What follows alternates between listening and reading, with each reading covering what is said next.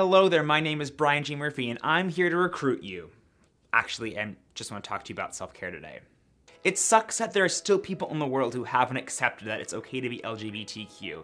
Maybe those are your friends or your family or people at church or synagogue or just some jerk on the sidewalk.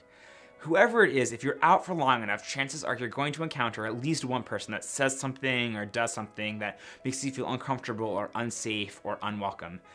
And so what I want to do today is talk about how we can prevent that from happening and how we can keep ourselves safe even if it does happen. I know that for me, before I came out and as I was coming out and after I came out, people in my life who were close to me said and did some really messed up things. The youth pastor at my church told us that it was a sin to be gay. My parents called my coming out and my sexuality my revelation for way too long. One year on New Year's Eve, my dad kicked out my friends because my boyfriend was amongst them. I wasn't allowed to attend my boyfriend's sister's wedding, and even today, my boyfriend's father doesn't call me his boyfriend. Instead, he calls me his son's buddy. At first, I thought I just had to sit there quietly and take it. That people who were anti-LGBT had more of a right to comfort than I did. That I had to be uncomfortable so that they could be comfortable. And then I realized that's just not true. That it's okay to be LGBT and that I have a right to be comfortable and affirmed all the time. And if someone's against that, well, they can be uncomfortable. When my family wasn't okay with me being gay, at some point I realized that I just couldn't be around them as much. I started coming home less and less. I didn't talk about things as deeply with them as I used to. I turned to my friends and my friends' parents, and I began to cultivate a chosen family.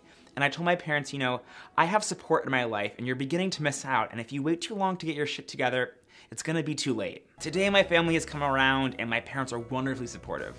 My boyfriend is treated like he's one of the family, and I'm pretty sure that they like him more than me. But it wasn't always this way, and so I had to come up with ways to keep myself safe regardless of what the world threw at me. Here's some of the things that I learned. It's okay to set boundaries. That could be a physical boundary like I'm not gonna come home as often, or I'm only gonna come home for a certain period of time, or I'm gonna have a car with me so that I can leave whenever I need to. That could also be an emotional boundary like, this is what we can or cannot talk about. This is how you will refer to me or how you won't refer to me. This is how much or how little I'm willing to share with you. Having a support system in place is crucial. For me, that meant having some friends nearby that I could physically escape to. Sometimes that was just an afternoon away or a lunch, and one time I even went and spent the night at a friend's house after a really uncomfortable conversation with my dad. That also means having friends that I know I can text or IM or email or group chat with to just let things off my chest or get advice or just have some safe place to retreat to when the world around me is a little bit chaotic feeling. I also totally used art as a form of comfort and escapism.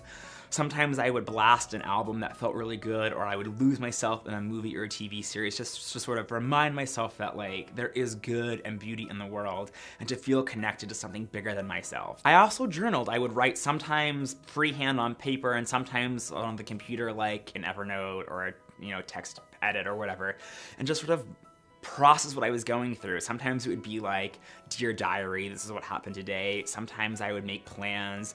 Sometimes I would write letters to my parents or my friends that I was planning on sending or that I would never send, just to sort of get it off my chest and see what I was thinking sort of laid out there. It helped me make sense of what I was going through and made me feel a little bit more sane.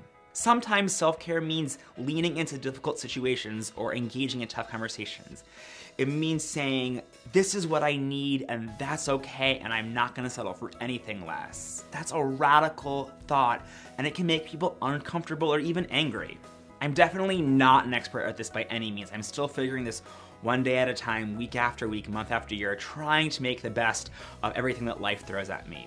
But I have figured out a few things, and over at Queer Theology, we put together an email series on self-care tips for dealing with friends and family that aren't affirming. It comes from a sort of Christian perspective, but I think that the tactics and the lessons will be applicable to anyone regardless of your situation. So if you want to get more of that, you can head on over to queertheology.com/selfcare and we'll send you those videos and lessons over right away. I would love to hear from you. What are some shitty situations that you found yourself in? And what are some of the things that you've done to take care of yourselves? Let us all know in the comments below so we can figure out how to take better care of ourselves together. That's all for now, and I will see you soon. Bye!